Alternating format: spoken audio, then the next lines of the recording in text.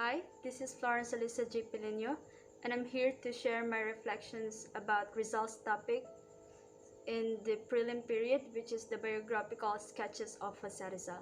So for the first topic, I want to share about RIZAL's astrological character as an ox person and as a Gemini. So for my mode of reflection, I use mirror. So in this part of the discussion, it tackled about RIZAL's astrological character as an ox person and as a Gemini. Both of his astrological character mirrors match what he is like throughout his lifetime. RIZAL as an ox person, he has the traits of being kind, caring, logical, optimistic, patient, intelligent, responsible, risk-taker, and hardworking. While on the other hand, RIZAL as a Gemini, he is logical, mindful, always curious, and jumps from one area of interest to another, lacking empathy and sympathy. So as a Gemini, he is also complex and contradictory, or dual in nature, or project two types of identity due to his sense of individuality and to also conceal the one of the identity in order to engage in one thing at a time. So as I try to look and see if I have similarities to RIZAL's astrological characters, I only recognize a few of these traits that are present to me, and these are being kind, caring, optimistic, patient, and being able to conceal one identity and project a different one. Also, I felt that I should adapt some of RIZAL's astrological characters, most especially being curious and eager to discover new things, as these traits will motivate me to gain more knowledge in various areas, which will greatly benefit me in my studies. So for the next topic, I will tackle about RIZAL's achievements, and I will use the mode mirror. So in this part of the discussion, it tackled about RIZAL's achievement as a genius with many knowledge in different fields of science and art. He was said to be an architect, an artist, businessman, cartoonist, educator, economist, ethnologist, scientific farmer, historian, inventor, journalist, linguist, musician, mythologist, nationalist, naturalist, novelist, ophthalmic surgeon, painter, physician surgeon, poet, propagandist, psychologist, scientist, sculptor, sociologist, and theologian. He was also able to speak 22 languages, which includes foreign and native languages. RIZAL was also an expert swordsman and gunman, and he also played musical instruments, most especially the flute, as his favorite. So as I try to look and see if I have any similarity to RIZAL's achievements, I do have some achievements in life, but not so many as compared to him. I'm an artist also, specifically in drawing and painting. I played sports such as futsal and swimming back in high school. I also know how to play ukulele, and I'm currently studying the Russian language and the nursing profession. I felt the need to work harder to achieve my dreams, just like what RIZAL did, where he had accomplished so many things in his life. Though I'm not a genius like him, I just have to focus on my studies right now, be curious and be eager to learn so that I could accomplish more things in my life, not just for me, but for my family as well. For the next topic, I will now talk about RIZAL's genealogy, RIZAL's parents' new surname, RIZAL's family, a Principalia, siblings of RIZAL, a credit to intellectual greatness amidst inferiority complex and dilemma. So for the first one, I will use the mode mirror. So in this part of the discussion, it tackled about RIZAL's genealogy, where he was not a Filipino, but a descent of various nationalities, which includes Chinese, Japanese, and Spanish. As I try to look and see if I have any similarities to RIZAL's genealogy, I too cannot be called a pure Filipino by blood due to my mother's side's bloodline. Her grandfather was a pure American. Her great-grandfather was a pure American. Hence, her maiden surname was Gilbert. As how my mother told us, our great-grandfather was beheaded by a Japanese soldier who liked our great-grandmother back in the old days. So this incident happened while my grandfather was boarding the ship. He was killed out of jealousy and his body was thrown away in the sea. This incident was witnessed by a chef of the said ship, whom eventually told the tragic story of our great-grandfather to our great-grandmother. So I felt that all of us are molded by our past, and I believe many Filipinos are a descent of various nationality as well, due to the past history of our country, which was visited and colonized by various foreigners. Therefore, I can say that I was only half surprised of what I learned about RIZAL's genealogy. For the next topic, I use the mode microscope. So from the topic RIZAL's parents' new surname, one sentence that struck me was that Don Francisco Mercado's adaptation of the surname RIZAL in 1850 as a result of Governor General Narciso Z. Claveria decree that all Filipino must adopt a Spanish surname. So this implies in our society that we Filipinos had adopted majority of our surnames from the Spaniards due to that decree that was mentioned above.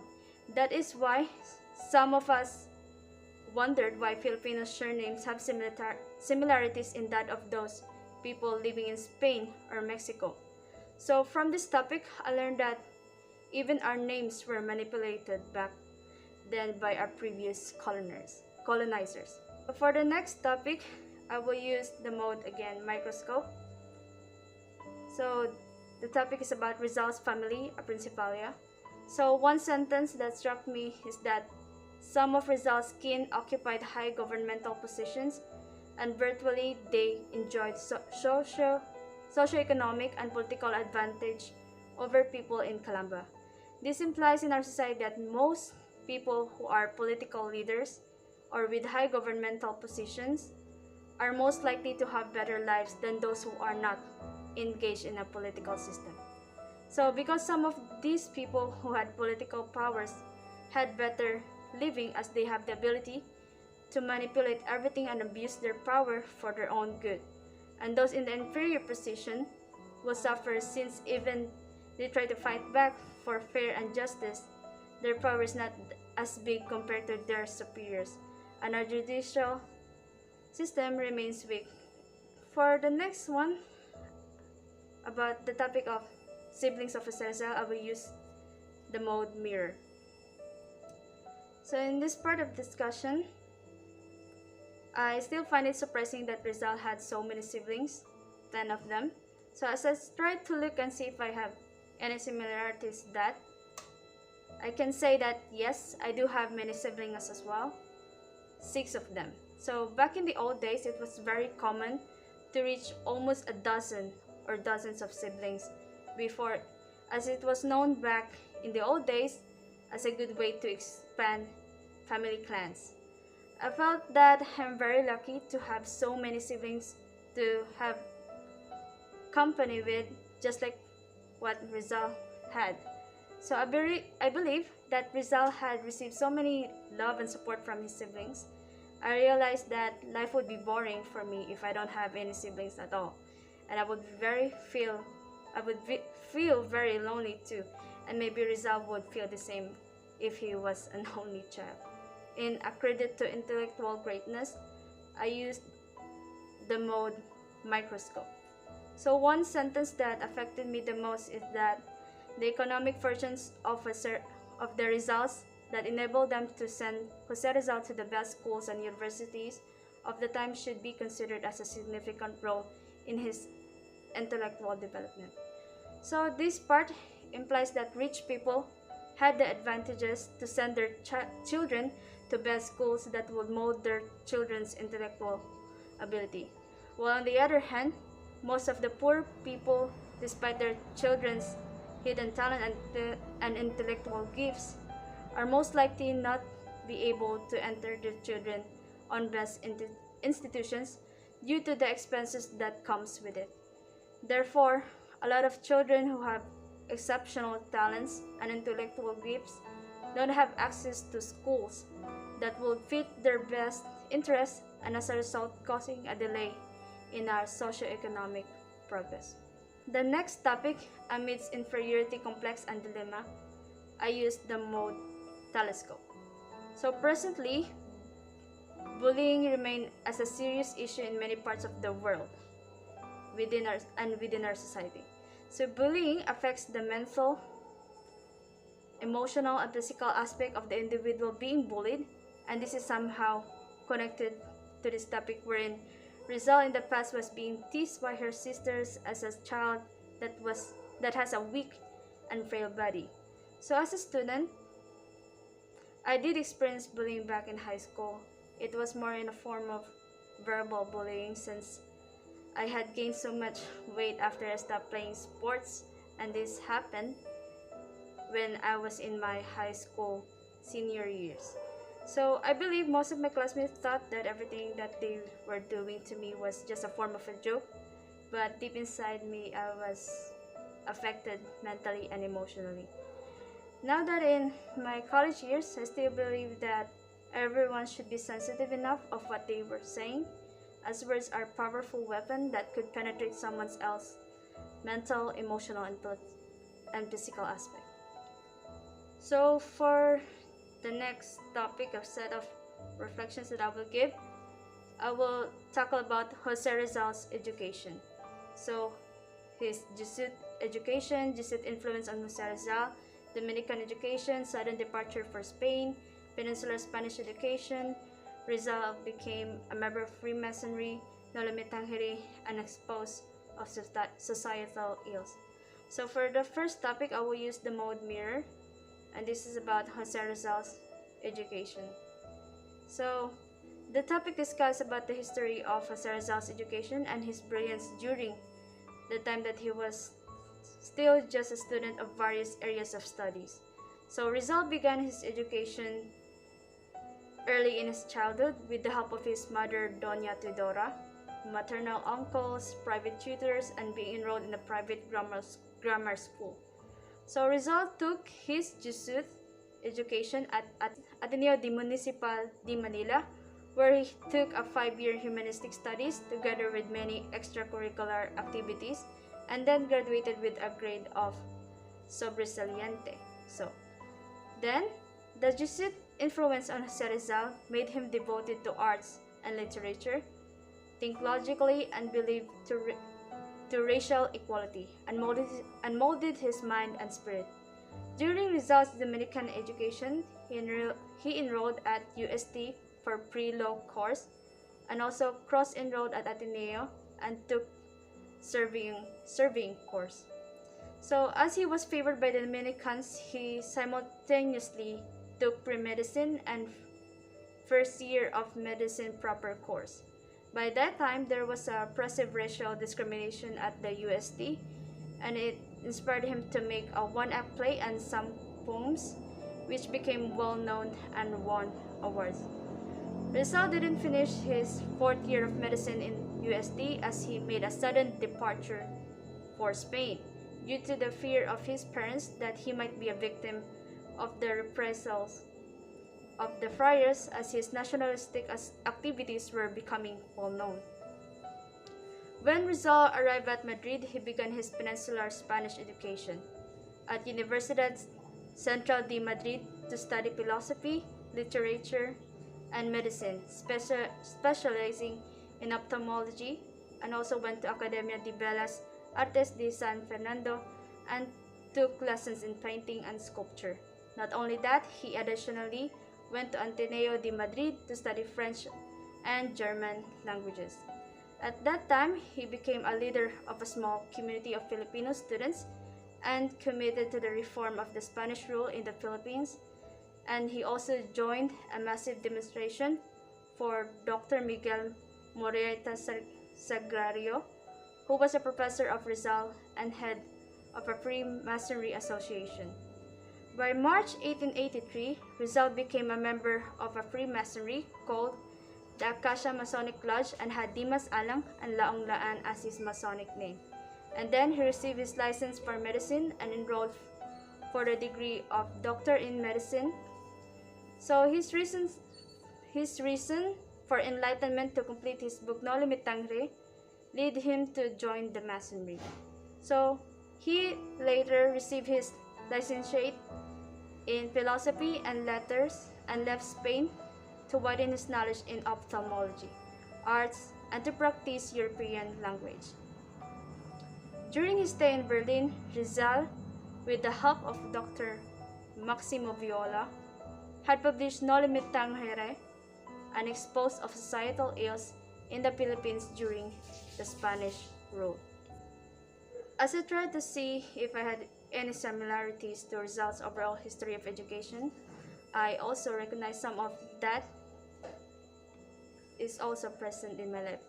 Just like what Rizal did, I also went from various levels of learning which helped develop my skills, personality, and knowledge. Aside from academic areas, I also attend many extracurricular activities such as sports and art contests. Surely, it was all a memorable experience for me. I believe my educational experience would be boring if I wasn't involved in other school activities at that time.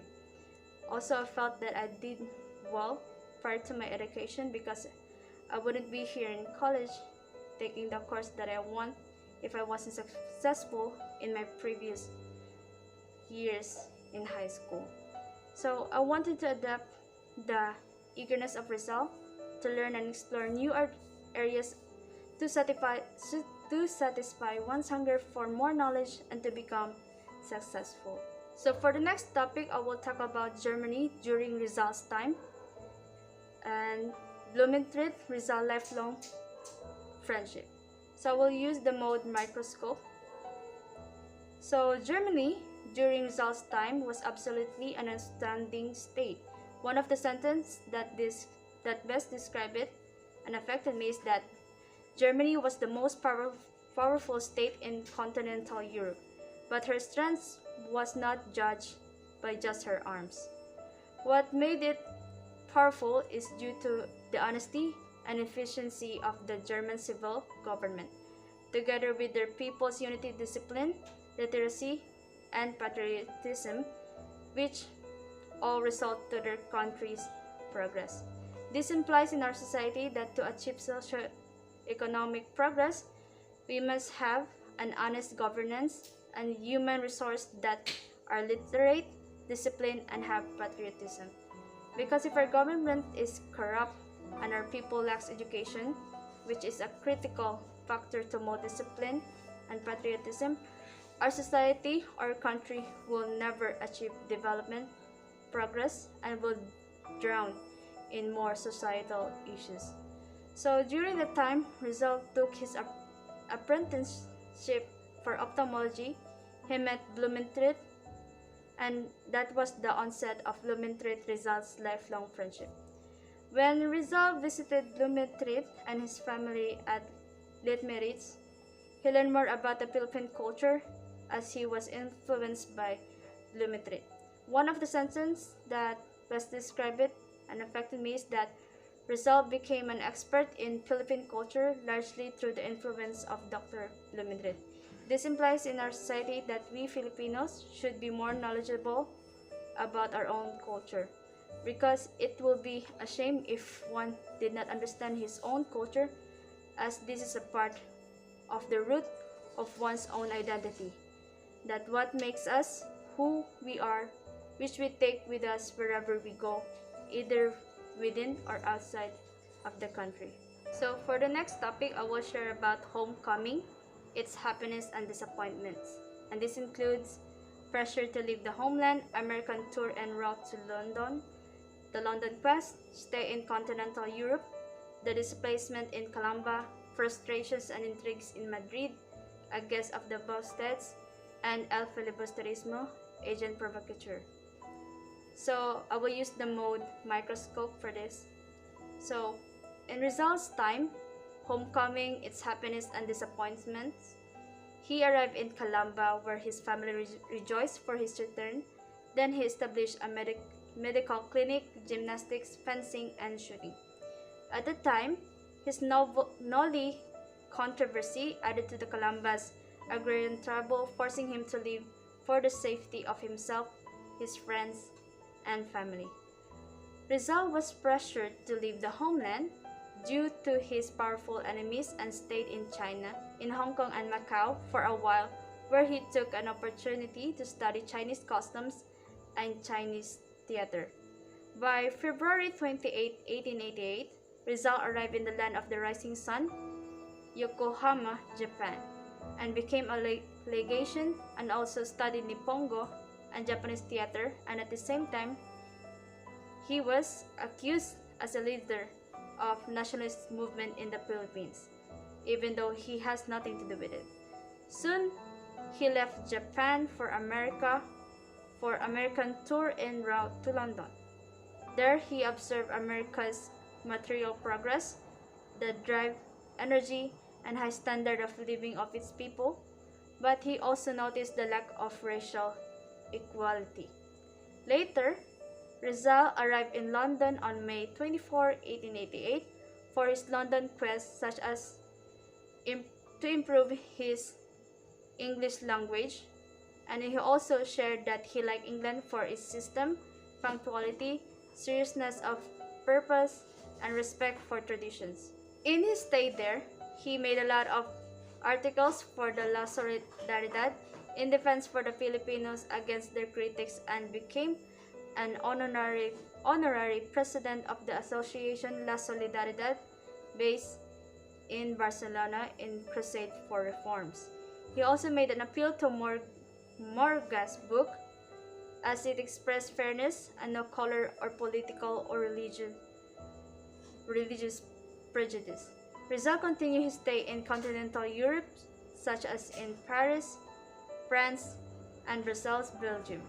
In Paris, he continued his creative artistic literacy and patriotic deeds, while in Brussels, he continued doing more of his brilliant articles and went to Academia Royale des Beaux-Arts. While he was still in Europe, he learned about the displacement in Calamba of his family and relatives and townmates, and so he went to Madrid to seek justice for the victims. There were frustrations and intrigues in Madrid, such as the rivalry between him and Del Pilar regarding who should be the leader of the Filipino colony. The political defunct of La Solidaridad, Rizal as Master Mason of Lodge Solidaridad No. 58 of the Gran Orient Español in Madrid, and the marriage of Leonora Rivera. To relieve his disappointments, he left for Biarritz, France, and became a guest of the Bosteds, and refused to marry one of the daughter of Mr. Edward Bosteds for his country. He soon left Biarritz for Paris, then to Brussels, and to Ghent, where he published his second novel, El Filibusterismo, with the help of Valentin Ventura. And El Filibusterismo, Agent Provocateur, revealed all the issues Filipinos were facing at the hands of their corrupt and self-seeking officials dominated by the friars and subservient during the Spaniards' colonization. From the topics mentioned, Rizal was pushed to go various countries because of the threats that comes with his patriotic deeds. One sentence that affected me the most is that El Filibusterismo revealed the Filipino social stratification, the weak and the strong in it, land problems and the oppressed peasants, the Filipino youth and the Philippine educational system, nation and nationalism, greed for power, wealth, fame, or selfishness for mere existence, and ideals and ideologies. This implies in our society the presence of greed and corrupt governance already existed since the reign of the Spaniards in our country. Because of this unwanted practice of governance, we still experience socio-economic struggle up to this day. Sadly, the only thing that is different now, if we have to compare the governance during the Spaniards' reign and today, is that the corrupt Spaniards no longer exist in the Philippines but were replaced by corrupt Filipino government officials. So for the next topic, I will share about the reunited family in Hong Kong. So I will use the mode microscope. So in this part of the topic, Rizal was reunited with his family in Hong Kong with the help of the Comité de Propaganda, an organization of Mason. During that time, he tried to prove that he did not abandon the country's cause through returning to the Philippines and established the Liga Filipina in Manila. One phrase that struck me the most is that to prove that he did not abandon the country's cause. It implies in our society that we should have patriotism for our country and never forget the land that raised us. Because this is the part of our identity as Filipinos, and that we should always be grateful and proud of where we come from, because we had a rich culture, tradition, and history. If by any chance or if we are capable, we must portray our actions which will benefit and make our country proud. So for the next topic, I will talk about angst in Plundered Paradise, vanished life in a Jesuit town, lotto winning, the Katipunan connection, results trial by Consejo de la Guerra, a valiant march to Bagong Bayan. And I will use the mode telescope. So in the international, national, and local aspects, the issue about freedom of information and poor justice system remains rampant, and this can be seen in many part of the topics that were discussed, which include Rizal being captured due to his patriotic works and the unjust judgment made on him that led him to his demise. In the topic angst in Plundered Paradise, Rizal was arrested and detained in Fort Santiago of having brought with a leaflets, which is a satire against the Dominican friars. Following that, he was banished in a Jesuit town in the Pitan due to the discovery leaflets, Pobres Frailes, he carried with him in his return in the country and the publication of El Filibusterismo. There, he won a lottery in the Pitan, which he gave some to his father and friend in Hong Kong, while the rest was wisely used to establish his home, school, hospital, and for agricultural purposes, which he did not make use of the time.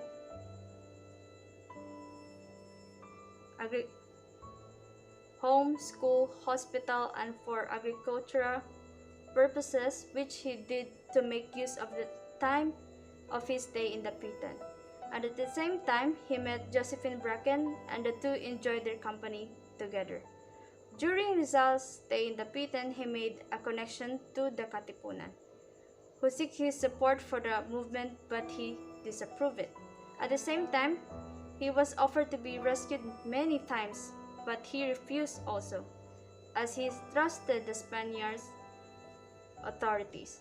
Soon after that, the Philippine Revolution started, and Rizal was captured under accusations, namely rebellion, sedition, and illegal associations. He was tried by the Consejo de la Guerra, and the court found him guilty as charged, and was sentenced to death by musketry, and was required to pay the government 100,000 pesos.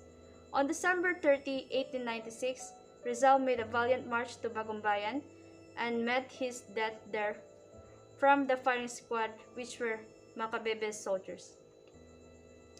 As a student and part of the youth, it made me realize that the issues about freedom of information and unjust justice system already existed since the time we were colonized by the Spaniards.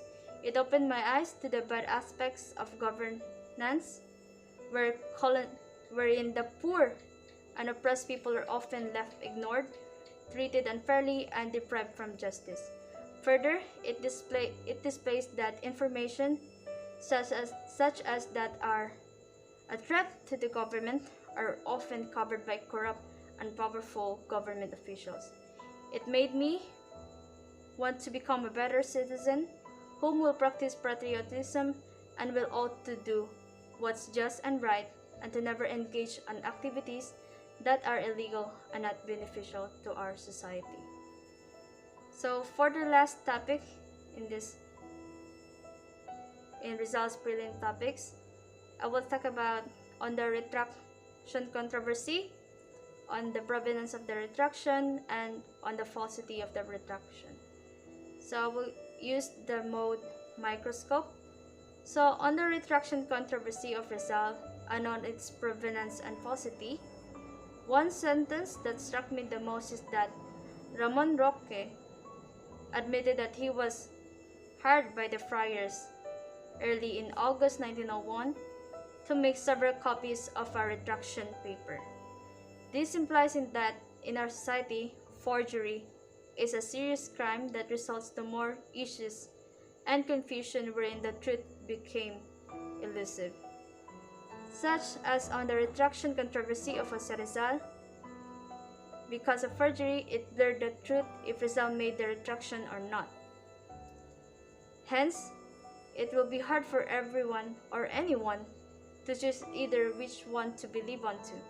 If forgery continued to exist in our society, it will result to more crimes, and everyone in our society will be affected, and it could also badly influence our socio-economic progress.